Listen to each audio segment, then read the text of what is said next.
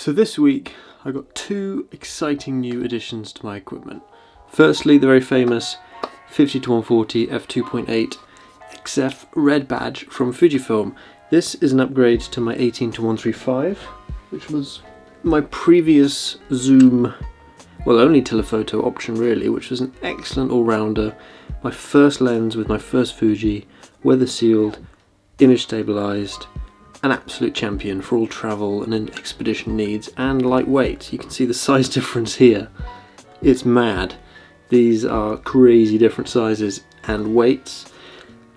But now that I'm doing more professional shoots, having a dedicated telephoto at f2.8 rather than 135mm at f5.6, which is really only sharp at around f7 towards f9, this is sharp at a 2.8, so this is so much faster, so much brighter, so much sharper.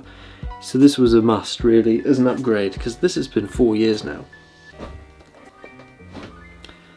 But as a landscape travel guy, I like to shoot wide. I'm currently filming on the Samyang 12mm. This has been an amazing lens. I've had this for possibly 3 years now, and it's still my most used lens. I bought the 16mm f1.4 when I was in Calgary, thinking this would replace the Fuji because being Fuji Prime, it's going to be amazing quality. It's an f1.4, so it's even faster than the Samyang's f2, and it's an amazing lens. But it's not that wide. They do a 40mm f2.8, probably should have gone for that as a halfway point. I really was attracted to the 1.4 aperture on this because I like to do a lot of astro, and it has been amazing for video. But I kept going back to that Samyang 12mm. I didn't want to use it so much because I thought it wouldn't be as good as Fuji glass. It's an exceptional lens.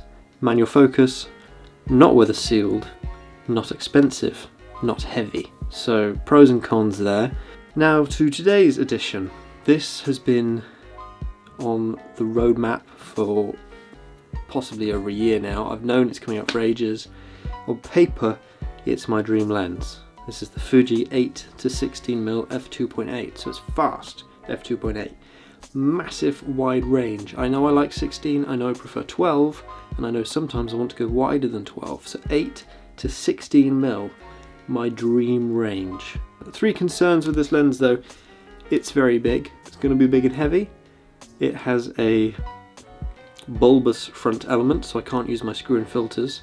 That's another benefit, is that the 18-135 67mm thread, 16mm 1.4 67mm thread, 12mm f2 67mm thread. So I've been able to have the same filters for all my lenses, which has been amazing. So not only can the 8-16 not use my filters, it can't use any screw-in filters. So it's a very new workflow shooting style, but with that range and with that speed it might be worth it. Very big, very heavy, and very expensive. So the question is, will the 8-16 be worth its weight, quite literally, and will it replace my 12mm and my 16mm?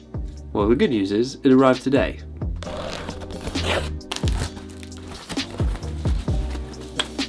There's some elastic on it.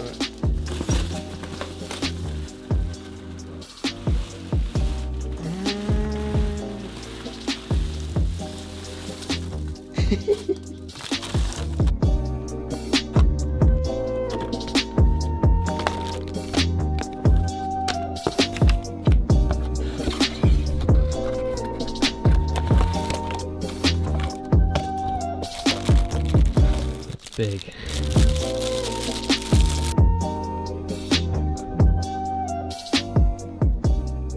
So as a quick demonstration of how much wider 8mm is to 12mm, I'm going to do a quick change. This is the Samyang at 12mm, and we'll change to the Fuji now.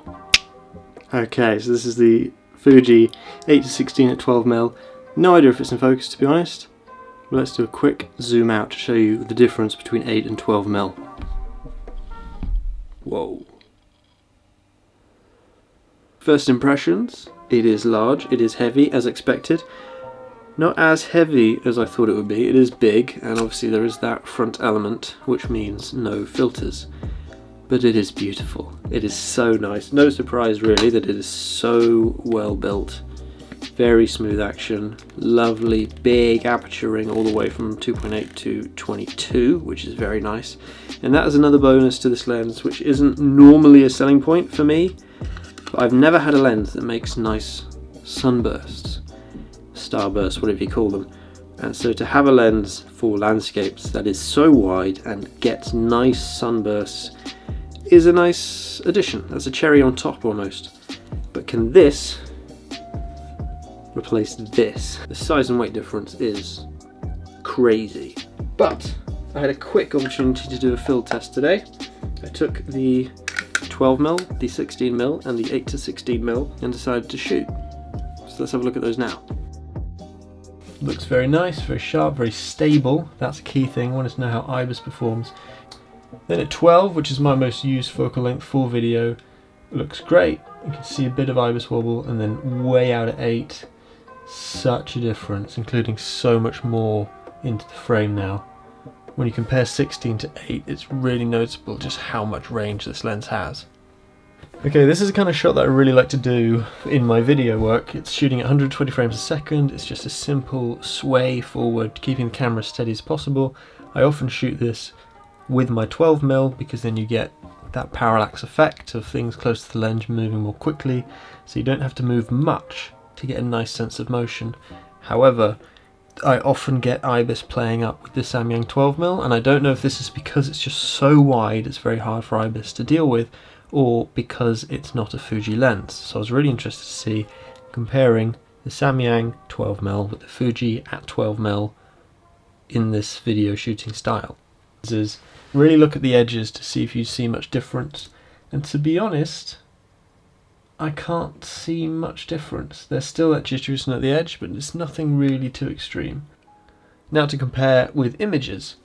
Shooting vertically, which is how I most commonly shoot anyway, so this is me doing a real world test. The Fuji 16mm versus the 8 to 16mm at 16mm.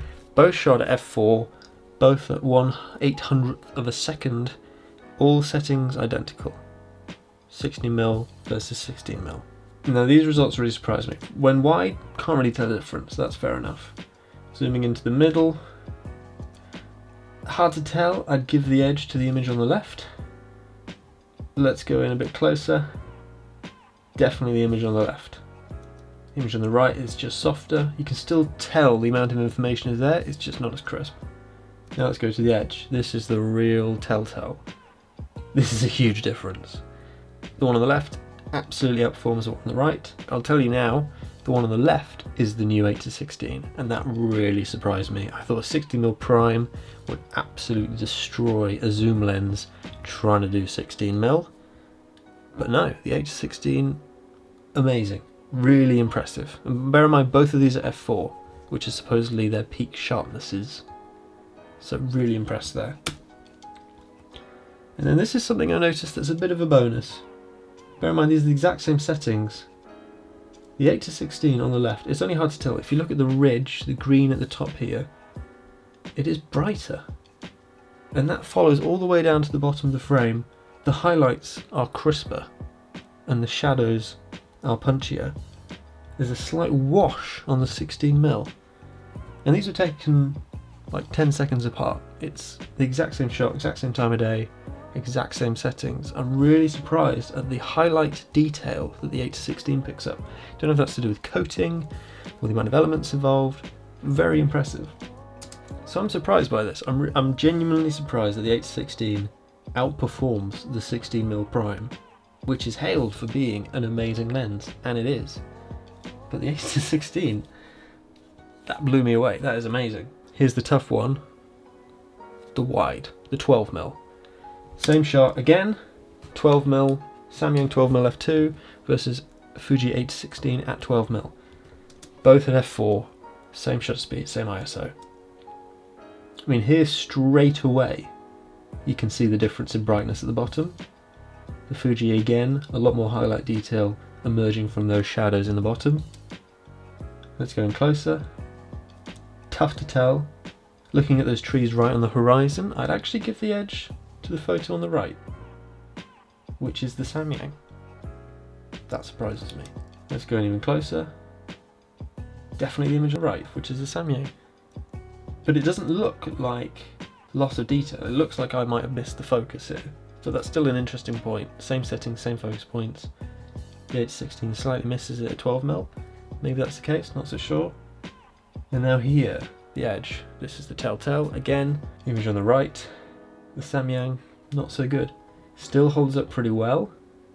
The Fuji's not perfect on the left, but definitely pulls ahead. And again here you can see a difference in colour. The Samyang is purely blue and black, but the Fuji's got a lot more tones going on in there. But I think there might be something in that. And again, at the bottom, so here's why I'm confused about the focus, because this looks a lot sharper in the bottom. That could be because of the lack of distortion, which is exceptional in this lens, or it's just that crispness and highlight detail. It's very impressive. So this is the big question. The Samyang, small and mighty, or the Fuji 8-16 monster glass. Take off the lens cap here. I mean, this size difference, this is insane. But what you get in this, you get autofocus, you get weather sealing, you get that insane range of 8-16, and it handles every width very well, and that zero distortion is insane. With this, it's cheap and cheerful. It's reliable, it's not weather sealed, no autofocus, it's fast, f2, and it's a nice width, 12mm. But that colour difference is quite interesting. This really did mute quite a lot of tones. The Fuji picked everything up that it could, which is a big deal in video and photography. You don't want to be missing out on information. So it's tough. I think chances are I will keep this because it's so light. For vlogging, it's a must to have something you can hold for a long time. This is not a vlog friendly lens. Weight wise, I mean, yes, it's heavier, but it's not as big and as heavy as I feared. I'm impressed. So this was just a quick first impression of the 8-16mm Fuji's Monster Glass. I have to say it performs incredibly well. But here's the clincher. £300, £1,800. This is £1,500 cheaper than this lens. You could buy another camera for that. You could buy the XH1 for that. So clearly it's a lens aimed at professionals. Now that I shoot a lot of video and photos professionally, is this a solution for me? I have to say yes. Simply because it's fast, it's weather sealed, and that range 8-16 is incredible. I will have to see how the filter changes affect me. Obviously you can get an adapter for this that will give you the Lee filters, but I'm very excited to see what I get with this next. In 2 days time I'm moving to Dubai for 3 months. That would be such a good playground to play with this lens, because standing next to the fountains of the Burj Khalifa, tallest building in the world, I couldn't fit it in with the 12mm. I think I will be able to with the 8. So that'll be a really good test. Thank you so much for watching. Please let me know in the comments what you think. Obviously I put up these photos, they are low res in a video, so they are compressed. Not sure if the differences will be so clear. Happy to answer any questions, and let me know of other tests you think I could do. I do only have the 16, the 12 and then the 8-16, so there's not so much I can do test wise. But do let me know if you have any questions, and I will happily put together another video, because this is a very exciting new development and new release. I've been waiting for it for a long time, and I know lots of people will have questions, so do get in touch and let's see what we can do.